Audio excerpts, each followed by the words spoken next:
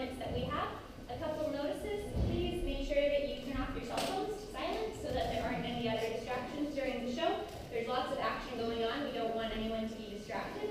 Also, if you can not have any flash photography so that we don't have anyone blinded or have any issues with them getting distracted also.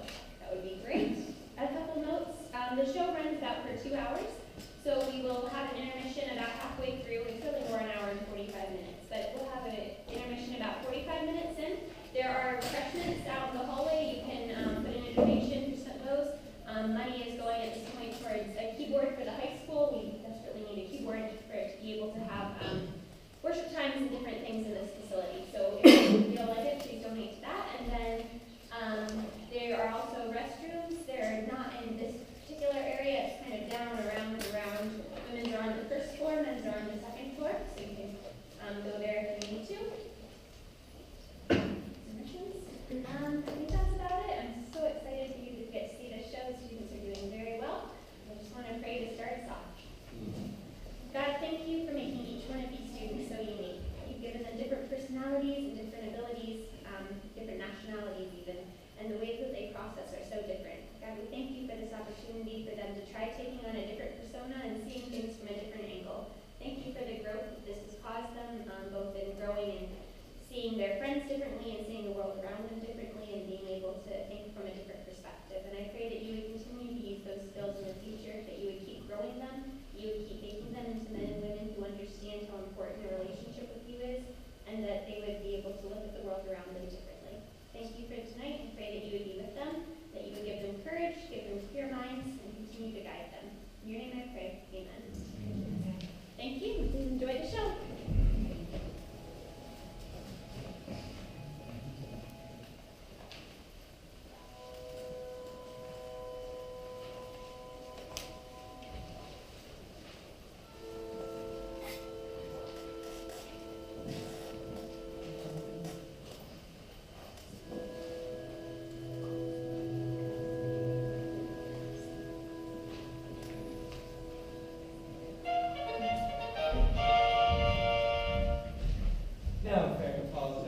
Our marriage hour jogs near, and 4 happy days brings forth another moon. But oh, methinks how slow this old moon wanes. 4 days will quickly steep themselves in night. 4 nights will quickly dream away the time. Go, Philostrator, stir up the Athenian youth to merriment. Awake the pert and nimble spirit of youth. Turn melancholy forth to fury, for this pale companion is not for our part. Hippolyta, I woo thee with my sword, and won thy love doing thee injuries. But I shall wed thee in another key, with pomp, with triumph, and with revelry. Happy be Theseus, our renowned Duke. Thanks, good Aegeus. What's the news with thee? Full of vexation I come, with complaint against my child, my daughter Hermia. Stand forth, Demetrius, my noble lord. This man hath consent to marry my child. Stand forth, Lysander. And, my gracious Duke, this man has bewitched the bosom of my child. Thou, Lysander, hast by moonlight and her window sung feigning verses of feigning love, and stolen the impressions of her fantasy with bracelets of his hair, rings, gauds, conceits, sweetmeats, and messengers of revealment and unheard of youth. With cunning hast thou filched the bosom of my child, and turned her obedience, which is due to me, to stubborn harshness. And, my gracious Duke, if she does not before your grace consent to marry with Demetrius, I beg of the ancient privilege of Athens, as she is mine, I may dispose of her, which shall either be unto this gentleman or to her death, immediately provided in that case. What say you, Hermia? Be advised, fair maid, that to you your father should be as a god, one that composed your beauties, yea, and one to whom you are but as a form and wax, by him imprinted, and within his power to leave the figure or disfigure. Demetrius is a worthy gentleman. So is Lysander. In himself he is, but in this kind, wanting your father's advice, the other must be held the worthier. I would my father look with my eyes. Rather your eyes with his judgment must look. I do entreat your grace to pardon me. I know not by my power made bold, nor have I concern my modesty here in such a prison to complete my thoughts. But I do beseech your grace that I may know the worst may befall me in this case if I refuse to wed Demetrius. Either to die the death, or to endure forever the society of men. Therefore, fair Hermia, question your desires. Know of you, examine well your blood. For if you yield not to your father's rights, you can endure forever the liberty of a nun. So will I grow, so live, so die, my lord. Ere will my virgin pleaded nothing to his lordship, was enriched the oath my soul consents not to give sovereignty to. Take time to pause, and by the next new moon, the sealing date betwixt my love and me. Upon that date, either prepare to die the death for disobedience to your father's will, or on Diana's altar to protest for A, austerity and single life. Relent, sweet Hermia. And Lysander, you're that crazy entitled to my certain rights. You have her father's love, Demetrius. Let me have Hermia's. You marry him. Scornful Lysander. True, he hath my love, and what is mine, my love shall render him. And she is mine, and all my right of her I do estate unto Demetrius. I am my lord as well derived as he, as well possessed. My love is more than his. My fortune is every way as fairly ranked, if not with advantage, as Demetrius. And, which is more than all these boasts can be, I'm beloved by Demetrius Hermia. Why should not I then persecute my right? Demetrius, alabaster to his head, made love to Nero's daughter, Helena. And she, sweet lady, dotes, devoutly dotes in idolatry, upon despotic and inconstant man.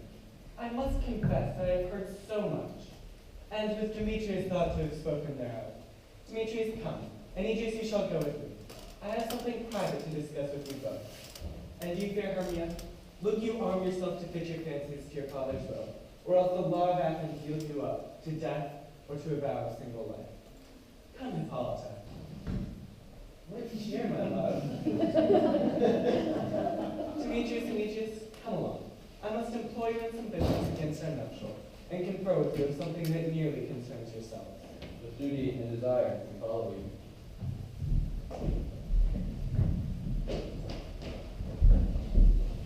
Why not, my love? Why is your cheek so pale? Why chance the roses make your face so fast? It is born with pain, which I could supply from the tempest of my tears. Ay me, for all that I could ever read, could ever hear by tale or history, the course of true love never did run smooth. But a good persuasion, therefore hear me, Hermia. I have a widow aunt, a dowager of great revenue, and she hath no child. From Athens is her home remote 7 leagues, and she respects me as her only child. There, Hermia, may I marry thee, and to that place the sharp Athenian law cannot pursue us. If thou lovest me then, steal forth thy father's house tomorrow night, and in the wood, a league without the town, where I did meet thee once with Helena, to do observance to a mortal maid, there will I stay for thee. My sweet Lysander, I swear to thee by Cupid's strongest bow, by the vows that ever men have broke, in number more than ever women spoke, that in that same place thou hast appointed me tomorrow she will await me for thee. You promise, love. Oh, look, here comes Helena. Godspeed for Helena, whither away? Called you me fair, but Farragon say, Demetrius was your fair, or happy fair. Sickness is catching, whole will favour so, yours will I catch, fair Hermia, ere I go. My ear should catch your voice, my eye your eye, my tongue should catch your tongue's sweet melody. Oh, teach me how you look, with what art, you sway the motion of Demetrius' heart. I frowned upon him, yet he loves me still. Although your frowns can teach my smile such skill. I give him curses, yet he gives me love. Oh, I'm pressed with such affection move. The more I hate, the more he follows me. The more I love, the more you hate me. His folly, Helena, it's no fault of mine. None but your beauty was that fault of mine. Take comfort, he no more shall see my face. Lysander myself shall fly this place. Before the time it is Lysander to see, seemed Athens as a paradise to me. Oh, then what graces in my love and love that he hath turned heaven into hell. Helen, to you our minds we will unfold. Tomorrow night, through Athens' gates, we have devised to steal. And then Lysander myself shall flee, and from Athens turn away our eyes to seek new strangers and friends' companies. Take comfort, sweet playfellow, pray thee for us, and good luck bring thee thy Demetrius. Lysander, keep your word, we shall stand our sight, but we'll never speak till tomorrow evening. I will, my Hermia.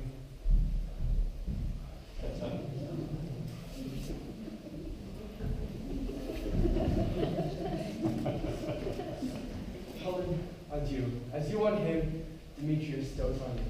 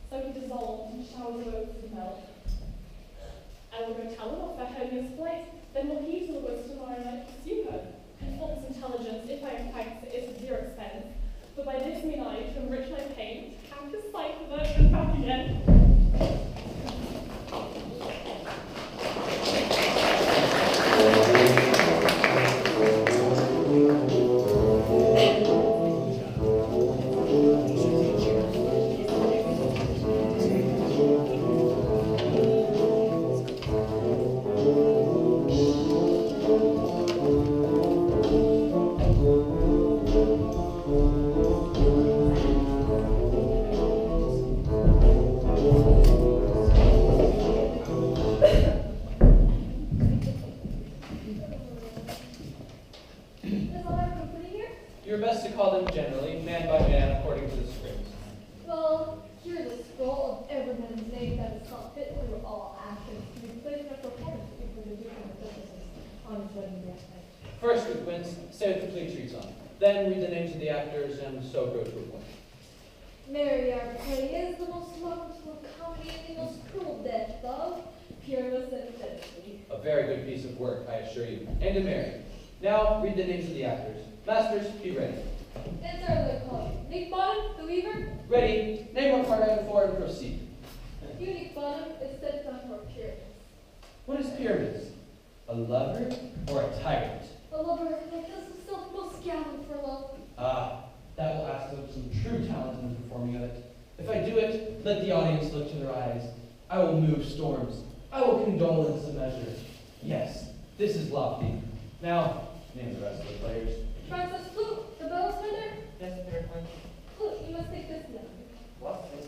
I wonder tonight. No, it's the lady that Pyramus must love. Face, let me not play, woman. I have a beard coming. That's not one. You may speak it in a mess, and you may speak as small as you will. And I may hide my face. Let me play Thisbe too. I'll speak in a monstrous little voice.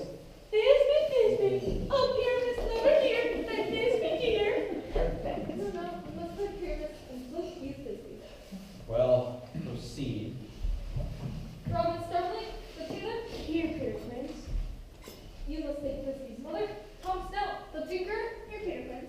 You, Pyramus' father, myself, Thisbe's father, none the joiner. You the lion's part, and I hope here is a place for two.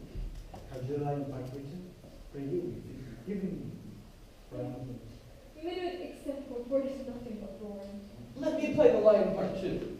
I will roar that I'll do any man's heart good to hear.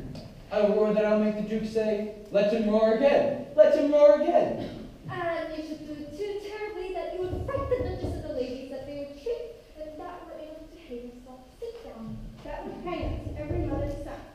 Great, your friends. If you were to scare the ladies out of their wits, that would have no discretion but to hang us all. But I would aggravate my voice, that I would roar you to any sucking duck. I would roar you to any nightingale.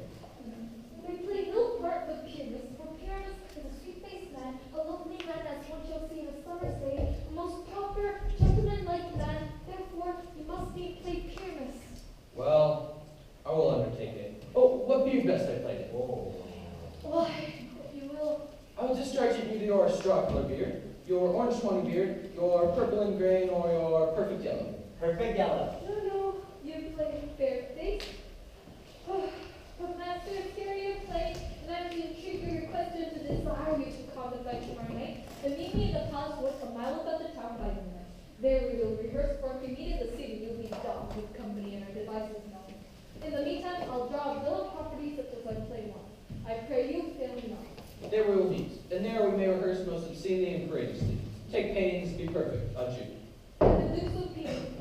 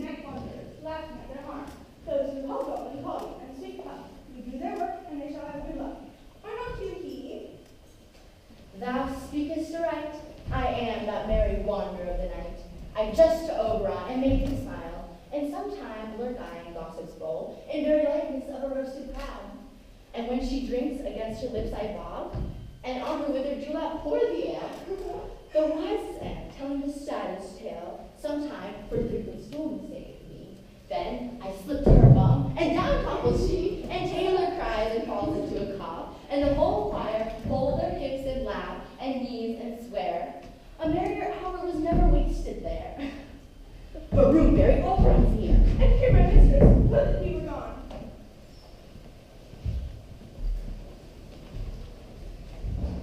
Ill met by moonlight, proud Titania. What jealous Oberon, fair skip hence, I have forsworn bed and company. Tarry, rash